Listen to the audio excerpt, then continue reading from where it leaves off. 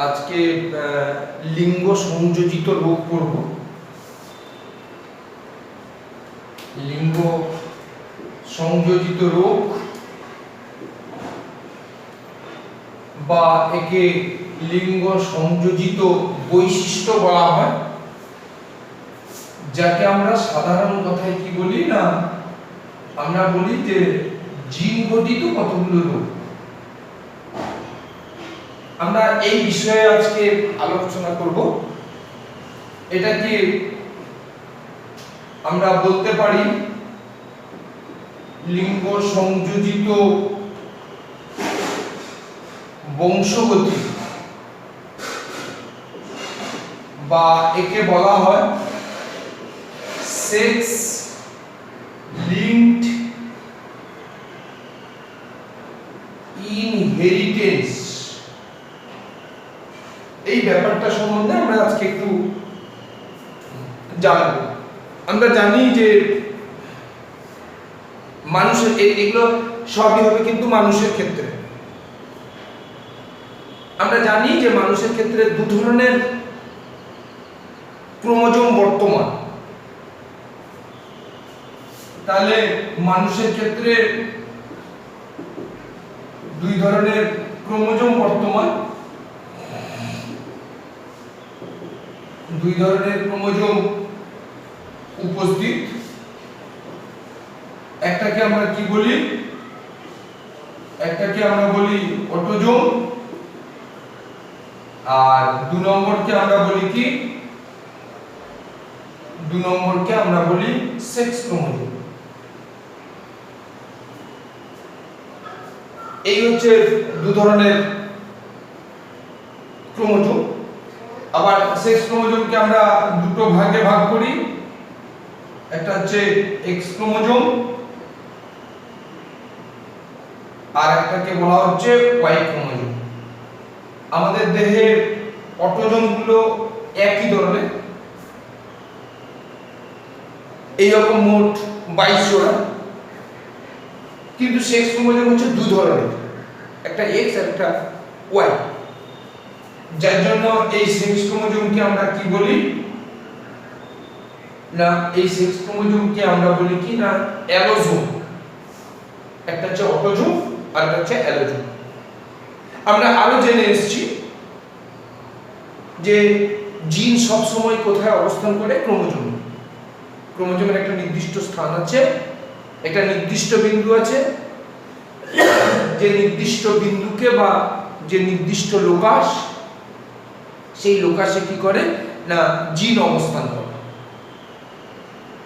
একই রকম ভাবে অটোজোমেরও কি আছে? জিন আছে। যে সমস্ত জিন অটোজোমে অবস্থান করে তাদেরকে বলা হবে কি? অটোজোমাল জিন। তাহলে অটোজোমে উপস্থিত জিনগুলো অটোজোমাল জিন। এক্স ক্রোমোজোমে যে জিনগুলো আছে এই জিনগুলোকে কি বলা হবে? লিঙ্গ সংযোজিত জিন। আর ওয়াই ক্রোমোজোমে যে জিনগুলো আছে সেই জিনগুলোকে কি বলা হবে? হলান্ড্রিক জিন। এটা কিন্তু মনে রাখতে হবে।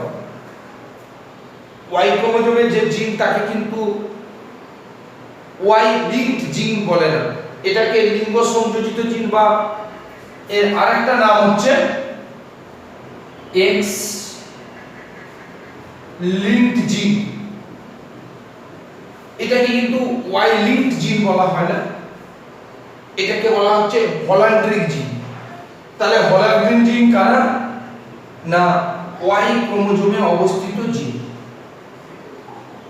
এই ওয়াই ক্রোমোজোমে অবস্থিত জিনদের আমরা বলবো কি? হলান্ড্রিক জিন। স্বাভাবিকভাবে এই অটোজোমে যে সমস্ত জিনগুলো আছে এই সমস্ত জিনগুলো বংশগতিতে পিতামাতা থেকে তার সন্তান সন্ততিদের মধ্যে সঞ্চারিত হবে, হওয়া উচিত। তো জিন তো বংশগতির ধারক এবং বাহক।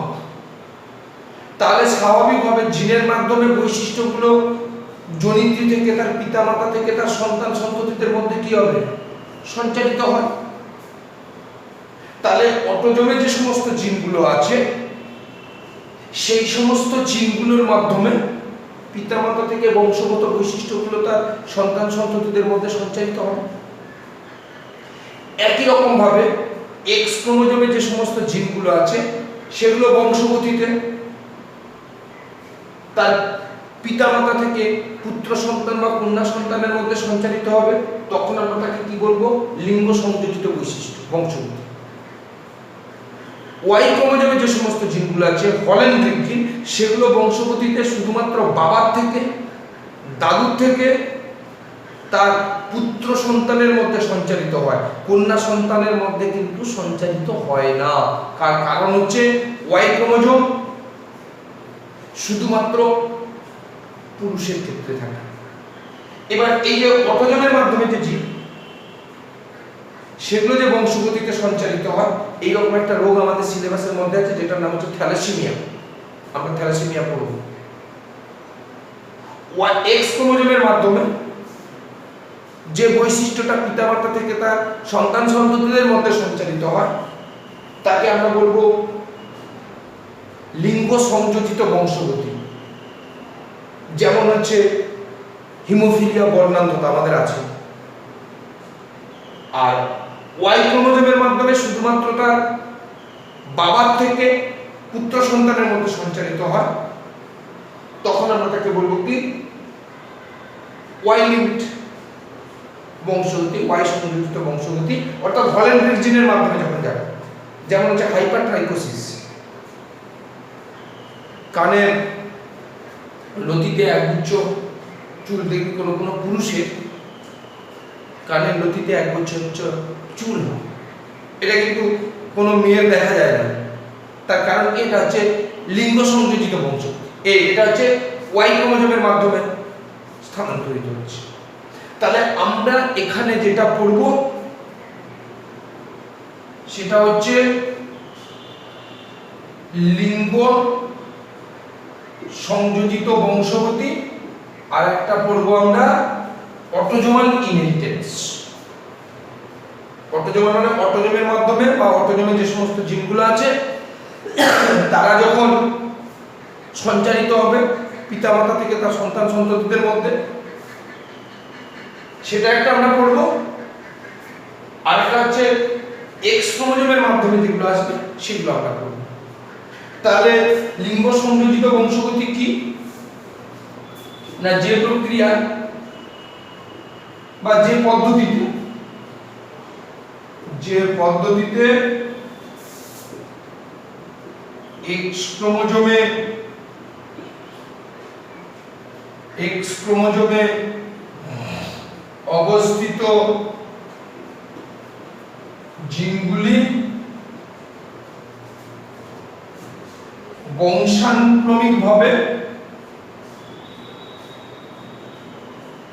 বংশানুক্রমিকভাবে জনিত্রী থেকে অর্থাৎ পিতামাতা থেকে অপত্যের দেহে সঞ্চারিত হয়, তাকে লিঙ্গ সংযোজিত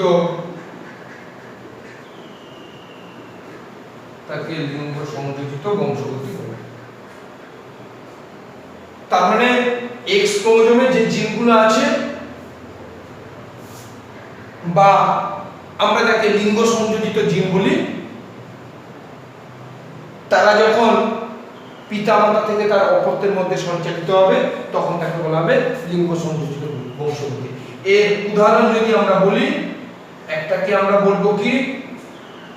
একটাকে আমরা বলবো হিমোফিলিয়া, আর একটাকে আমরা বলবো বর্ণান্ধতা। আমরা প্রথমে এই দুটো নিয়ে আলোচনা করব। হিমোফিলিয়া, বর্ণান্ধতা হয়ে গেলে তারপরে আমরা অটোজোমাল ইনহেরিটেন্স, থ্যালাসেমিয়া বলব। দুটো কোশ্চেন এসেছিল। একটা কোশ্চেন ছিল যে লিঙ্কেজ কি? লিঙ্কেজ হচ্ছে মেন্ডেলের যে দ্বিসংকর জনন, সেই দ্বিসংকর জননে মেন্ডেলের সিদ্ধান্ত কি, মেন্ডেলের ধারণা কি, মেন্ডেলের মত কি, না বিপরীতধর্মী বৈশিষ্ট্যের জন্য যে জিনগুলো, সেই জিনগুলো সবসময় আলাদা আলাদা ক্রোমোজোমে অবস্থান করে। কিন্তু পরবর্তীকালে ড্রসোফিলা বলে একটা মাছিতে সর্বপ্রথম বিজ্ঞানী বেটসন পানেট মটর গাছি আর বিজ্ঞানী মর্গ্যান ড্রসোফিলা মাছিতে পরীক্ষা করে দেখান যে যদি জিনগুলো একই ক্রোমোজোমে থাকে, বিজ্ঞানী মেন্ডেলের মত হচ্ছে, সিদ্ধান্ত হচ্ছে যে সবসময় বিপরীতধর্মী বৈশিষ্ট্যগুলি বিপরীত ক্রোমোজোমে থাকে, তার ফলে কি হয়, গ্যামেট গঠনকালে তারা পরস্পরের থেকে আলাদা হয়ে যায়। আমরা জেনে এসেছি তো যে কোনো জীবের দুই বা ততোধিক বিপরীতধর্মী বৈশিষ্ট্য একজন থেকে অপরজনতে সঞ্চারিত হওয়ার সময় তারা একত্রিত হলেও গ্যামেট গঠনকালে আলাদা হয় তা নয়, সকল প্রকার বিপরীত বৈশিষ্ট্যের সঙ্গে সম্ভাব্য সকল প্রকার সমন্বয়ে সঞ্চারিত হয়। কেন হয় না, তার কারণটা হচ্ছে, তার জেনেটিক কারণ হচ্ছে যে ওই যে বিপরীতধর্মী বৈশিষ্ট্যগুলি, ওই বিপরীতধর্মী বৈশিষ্ট্যগুলি সবসময় কি ছিল না, আলাদা আলাদা ক্রোমোজোম জোড়ায় ছিল। কিন্তু যদি একই ক্রোমোজোমে থাকে, আলাদা ক্রোমোজোম জোড়ায় থাকে বলে তারা গ্যামেট গঠনকালে পরস্পর থেকে পৃথক হয়ে গেছে। কিন্তু যদি আলাদা ক্রোমোজোমে না থাকে, যদি একই ক্রোমোজোমে থাকে, তাহলে তারা কিন্তু পৃথক হওয়ার সুযোগ পায় না। জনিত্রী থেকে অপত্যের মধ্যে যাওয়ার সময়, সঞ্চারিত হওয়ার সময় তারা একসঙ্গে থাকতে চায়। এই একসঙ্গে থাকতে চাওয়াটাকে কি বলা হবে, লিঙ্কেজ। তাহলে লিঙ্কেজ কি না, যদি বিপরীতধর্মী বৈশিষ্ট্যের জন্য দায়ী জিনগুলো একই ক্রোমোজোমে থাকে, তাহলে বংশগতিতে সঞ্চারিত হওয়ার সময় তারা সবসময় কি হবে, জনিত্রী থেকে অপত্যের মধ্যে যাওয়ার সময় তারা একসঙ্গে থাকতে চাইবে। এই যে একসঙ্গে যে থাকতে চাওয়ার এই যে ঘটনা, এই ঘটনাটাকে বলা হয় লিঙ্কেজ। বোঝা গেছে লিঙ্কেজ? আরেকটা কোশ্চেন এসেছিল যে ক্রিস ক্রস ইনহেরিটেন্স কি, ক্রিস ক্রস উত্তরাধিকার, মাতামহ গ্র্যান্ডফাদার থেকে, মাতামহ থেকে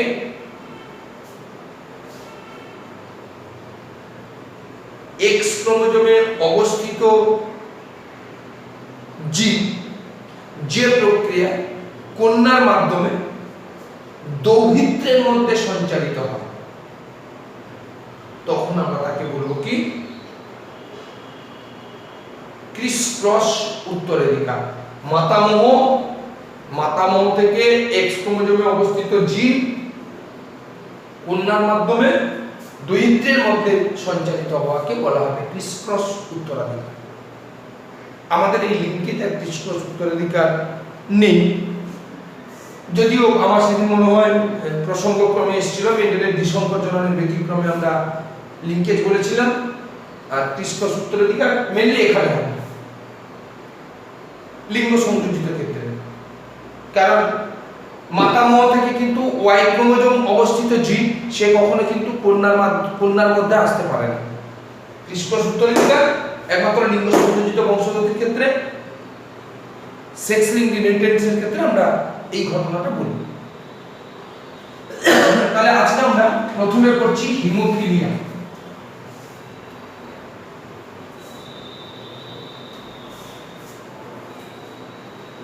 হিমোফিলিয়া কি?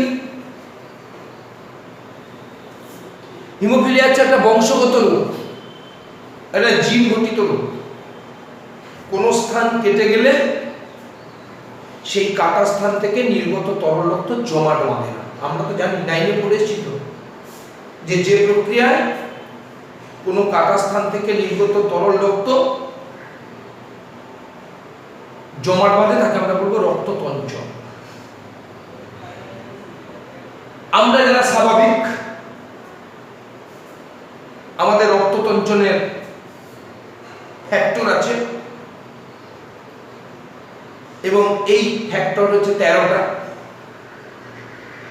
এই ফ্যাক্টরগুলো আমাদের থাকে, যার জন্য আমাদের রক্ত স্বাভাবিক সময়ের মধ্যে জমাট বাঁধে, তঞ্চিত হয়। তার মানে এই যে ফ্যাক্টরগুলো, এই ফ্যাক্টরগুলোর জন্য জিন, সেই জিনগুলো কোথায় থাকে না এক্স ক্রোমোজোমে। যদি ফ্যাক্টরের জন্য দায়ী জিনগুলো যদি এক্স ক্রোমোজোমে না থাকে বা এক্স ক্রোমোজোমে যদি মিউটেশন হয়ে যায়, পরিব্যক্তি হয়ে যায়, হঠাৎ করে পরিবর্তন হলো, সেটা প্রচ্ছন্নধর্মী হয়ে গেল। আমরা যারা স্বাভাবিক, আমাদের ক্ষেত্রে রক্ততঞ্চনের জন্য দায়ী যে সমস্ত জিনগুলো স্বাভাবিক অবস্থায় প্রকট অবস্থায় এক্স ক্রোমোজোমে আছে, যার জন্য আমাদের কোন স্থান কেটে গেল, কাটা স্থান থেকে নির্গত তরল রক্ত জমাট বাঁধবে, তার কারণ কি না আমাদের এক্স ক্রোমোজোমে স্বাভাবিক জিনগুলো আছে। অর্থাৎ স্বাভাবিক জিন মানে আমি এখানে বলতে চেয়েছি প্রকট। কারোর ক্ষেত্রে সেই জিনগুলো প্রকট জিন, স্বাভাবিক জিন, তার যদি হঠাৎ করে পরিবর্তন হয়, মিউটেশন হয়, তাহলে তো তখন সে প্রচ্ছন্নধর্মী হয়ে যাবে। আমরা তো জানি যে যদি প্রকটধর্মী হয় তাহলে সে সব সময় স্বাভাবিক কাজ করবে, যদি প্রচ্ছন্নধর্মী হয় তাহলে স্বাভাবিক কাজ করতে পারবে না। তার মানে প্রচ্ছন্নধর্মী জিন হয়ে গেলে তখন তার স্থান কেটে গেলে সেই কাটা স্থান থেকে নির্গত তরল রক্ত জমাট বাঁধবে। এই হচ্ছে হিমোফিলিয়া। তার মানে আমরা যদি হিমোফিলিয়ার কথা বলি, আমরা দুটো কথা সবসময় বলবো। হিমোফিলিয়ার জন্য দায়ী জিন সব সময় এক্স ক্রোমোজোমে থাকবে। 2 নম্বর, হিমোফিলিয়ার জন্য দায়ী জিন যেটা এক্স ক্রোমোজোমে থাকে সে কিন্তু প্রচ্ছন্ন অবস্থা। এই দুটো কন্ডিশন কিন্তু থাকবেই। 1 নম্বর কন্ডিশন হচ্ছে x chromosome x chromosome x chromosome. 2 নম্বর কন্ডিশন হচ্ছে প্রচ্ছন্ন প্রচ্ছন্ন প্রচ্ছন্ন। এক্স ক্রোমোজোম ব্যতীত ওয়াই ক্রোমোজোমে এ কখনোই থাকবে না। আর স্বাভাবিকভাবে যদি কারোর ক্ষেত্রে, কোনো ব্যক্তির ক্ষেত্রে, কোনো মহিলার ক্ষেত্রে একটা এক্স ক্রোমোজোমে প্রকট আর একটা এক্স ক্রোমোজোমে প্রচ্ছন্ন, তাহলে মানে সে স্বাভাবিকভাবে কি স্বাভাবিক, কিন্তু কারণটা প্রকট আছে। তো যখন তার মধ্যে দুটোই প্রচ্ছন্ন অবস্থায় থাকবে তখনই একমাত্র সে রোগের দ্বারা আক্রান্ত হবে। কিন্তু একটা প্রকট একটা প্রচ্ছন্ন থাকলে, আমরা তো বলেছি প্রকট সবসময় প্রচ্ছন্নকে সাপ্রেস করে রাখবে, অবদমন করে রাখবে, যার জন্য তার হওয়ার কোনো সুযোগ নেই। আমরা সেই বংশগতি পড়ব। তাহলে হিমোফিলিয়া আমরা আরম্ভ করছি। তাহলে হিমোফিলিয়া কাকে বলে না, যে বংশগত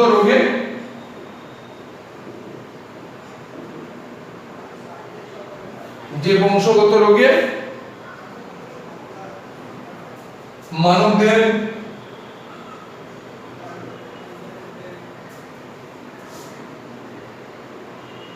কোন স্থান কেটে গেলে উক্ত কাটা স্থান থেকে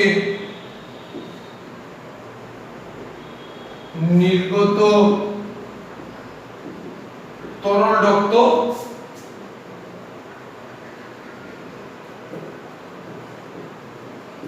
জমাট বাঁধে না, তাকে হিমোফিলিয়া বলে।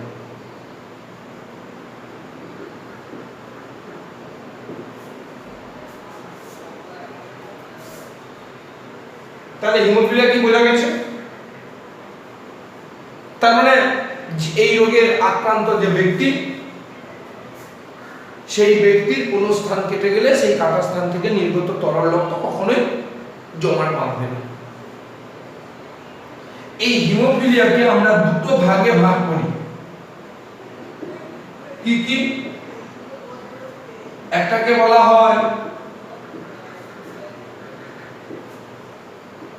বলা হয় হিমোফিলিয়া এ। কখন? আমরা বলেছিলাম রক্ততঞ্চনের জন্য 13টা ফ্যাক্টর। মানবদেহের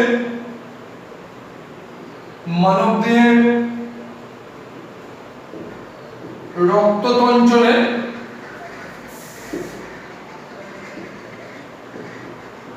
8 নম্বর factor.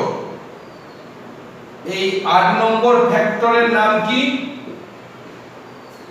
Anti haemophilic factor.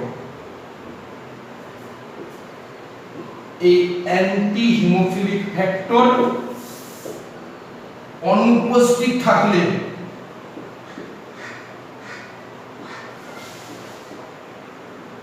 Haemophilia এ। তাহলে আমাদের রক্ততঞ্চনের 8 নম্বর ফ্যাক্টরের নাম কি? Anti haemophilic factor. আমরা যারা স্বাভাবিক, আমাদের এক্স ক্রোমোজোমে অ্যান্টি হিমোফিলিক ফ্যাক্টরের স্বাভাবিক জিন আছে, যার জন্য আমাদের অ্যান্টি হিমোফিলিক ফ্যাক্টরের অভাব ঘটে না। কিন্তু যারা এই রোগে আক্রান্ত, তাদের কিন্তু অ্যান্টি হিমোফিলিক ফ্যাক্টরের জন্য স্বাভাবিক জিন এক্স ক্রোমোজোমে নেই, সেটা প্রচ্ছন্নধর্মী হয়ে গেছে, যার জন্য তারা এই রোগে আক্রান্ত। এই হিমোফিলিয়া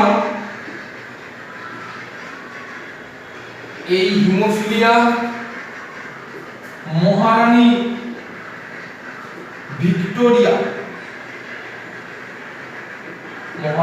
ভিক্টোরিয়ার দেহে প্রথম লক্ষ্য করা যায়। তাই একে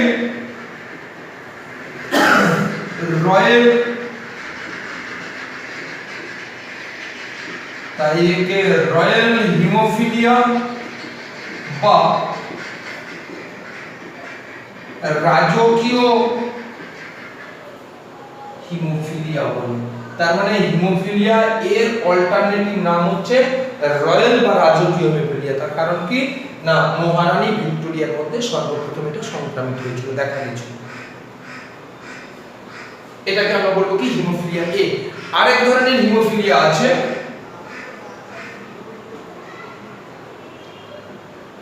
যার নাম হচ্ছে কি হিমোফিলিয়া বি। এই প্রকার হিমোফিলিয়া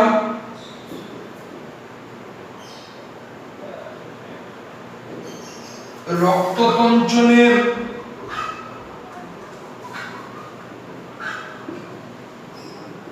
9 নম্বর ফ্যাক্টর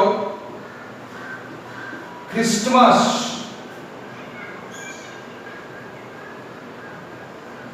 ফ্যাক্টরের অভাবে। তার মানে আমরা যারা স্বাভাবিক, আমাদের এক্স ক্রোমোজোমের হিমোফিলিয়ার জন্য দায়ী, হিমোফিলিয়ার বির জন্য দায়ী ক্রিস্টমাস ফ্যাক্টর স্বাভাবিক অবস্থায় আছে। কিন্তু যারা এই রোগে দায়ী,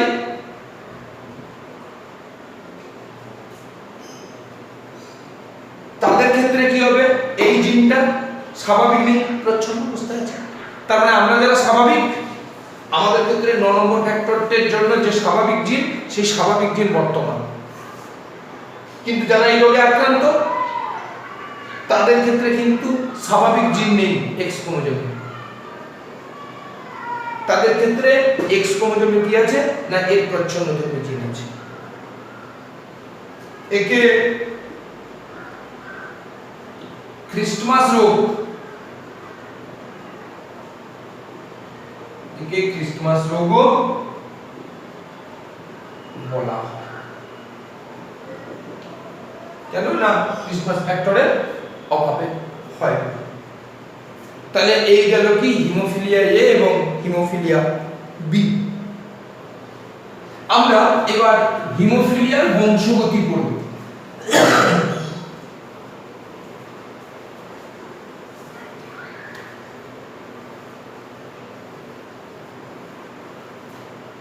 আমরা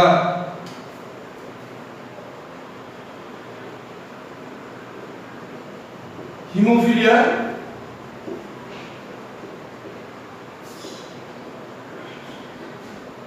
বংশগতি পড়ব।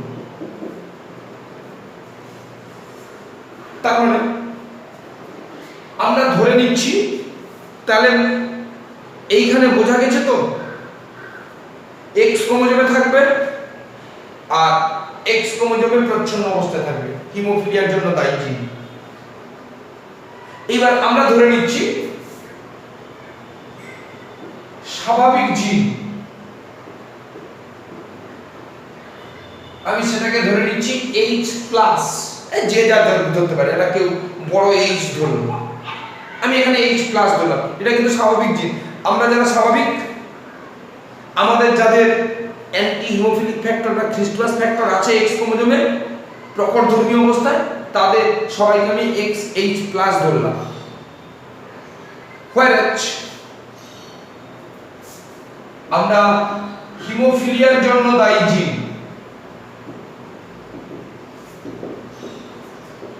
হিমোফিলিয়ার জন্য দায়ী জিন আমরা H ধরলাম। হলো? তাহলে একজন স্বাভাবিক মহিলা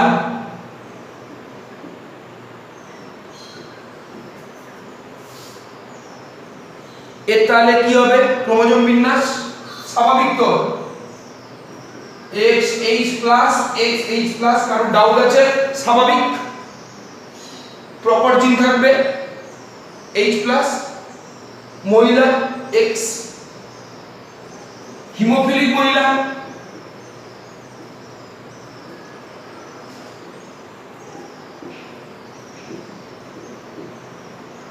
XH,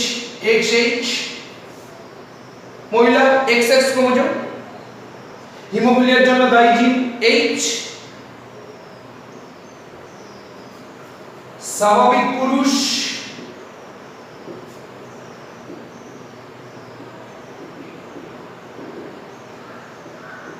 XH+Y, Y ক্রোমোজোমে কিন্তু কিছু দিইনি, কেন? এই জিন Y ক্রোমোজোমে থাকে না। হিমোফিলিক পুরুষ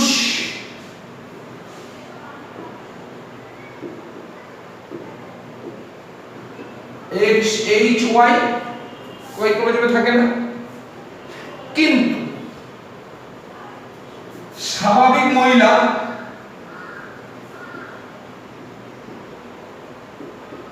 কিন্তু সে বাহক,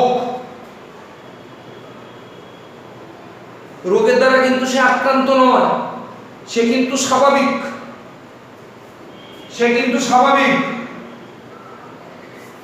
H+, কিন্তু ব্র্যাকেটে ক্যারিয়ার, বাহক। প্রশ্ন আসবে যে এই মহিলা কি রোগের দ্বারা রোগ প্রকাশ করে না, রোগের দ্বারা কি আক্রান্ত না? প্রকট জিন তো, প্রকট জিন সবসময় প্রচ্ছন্ন জিনের বহিঃপ্রকাশকে সাপ্রেসড করে, অবদমন করে, যার জন্য এই রোগটা এখানে প্রকাশিত হয় না। কিন্তু পরবর্তী ক্ষেত্রে কি হয় আমরা আসছি। কিন্তু বাহক পুরুষ কি হবে?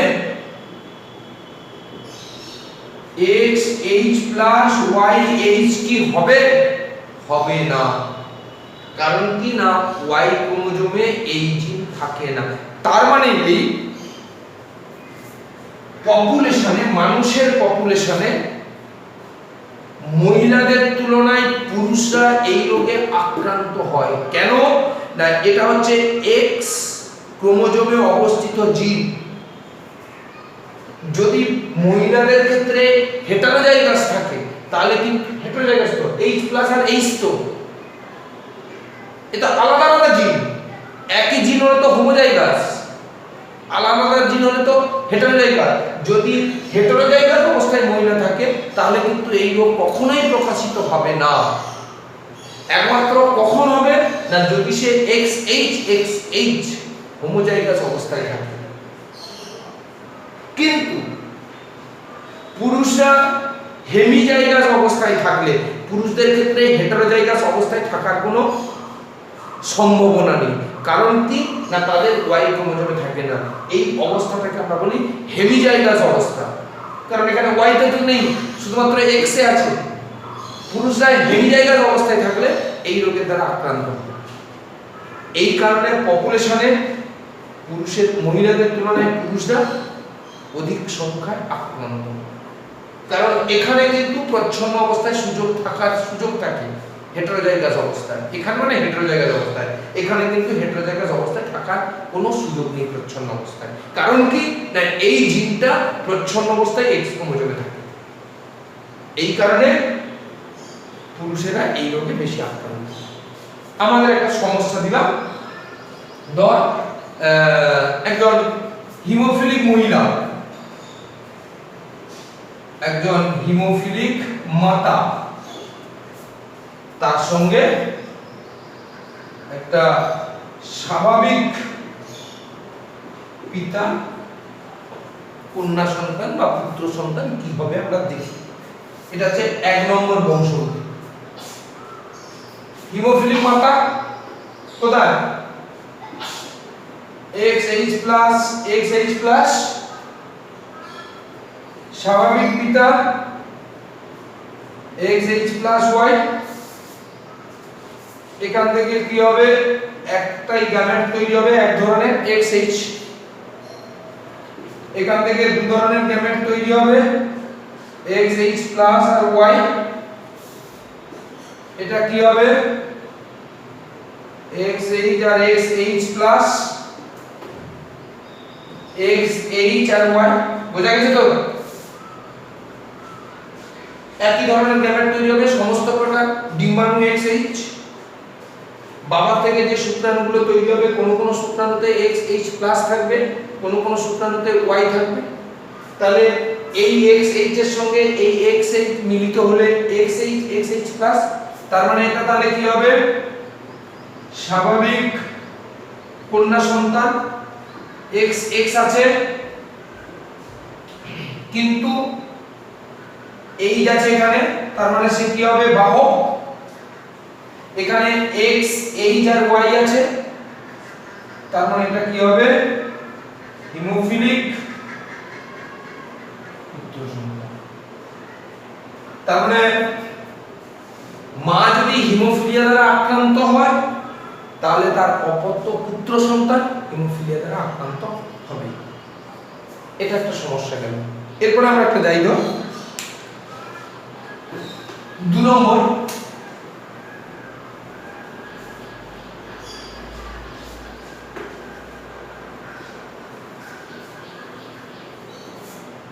হচ্ছে স্বাভাবিক মাতা, কিন্তু সে হচ্ছে বাহক। আর স্বাভাবিক পিতা কি হবে? XH+, XH, XHY, XH+Y কি হবে? XH+, XH। এখানে দু ধরনের গ্যামেট তৈরি হবে, কারণ H+ আর H আছে। যদি শুধু H থাকতো তাহলে এক ধরনের হতো, বা শুধু H+ থাকতো তাহলে এক ধরনের হতো। এখানে দু ধরনের গ্যামেট তৈরি হবে, XH+ আর হচ্ছে Y।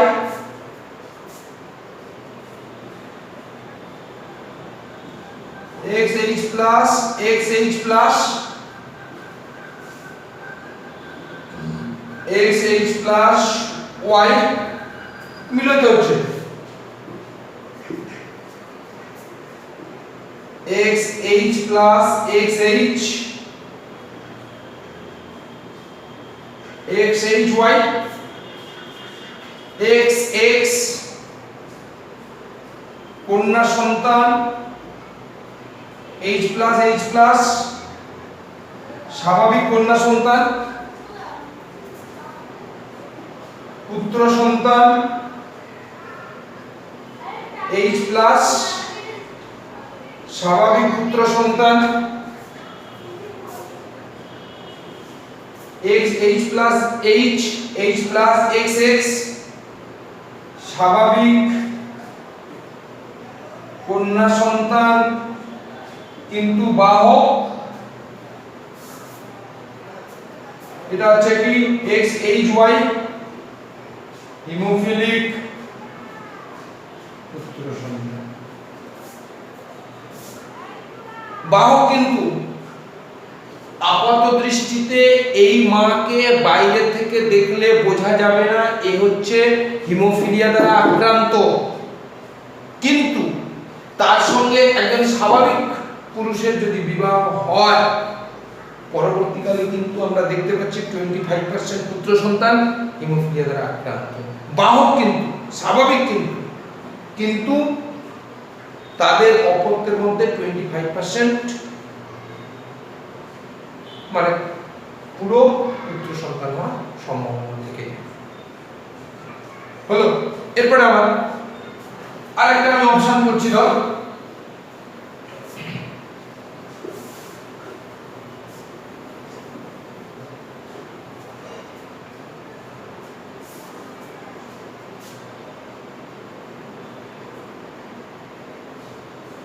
বাহক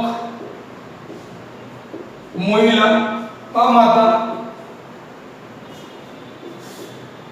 আর হিমোফিলিক পিতা, হিমোফিলিক পিতা XHY,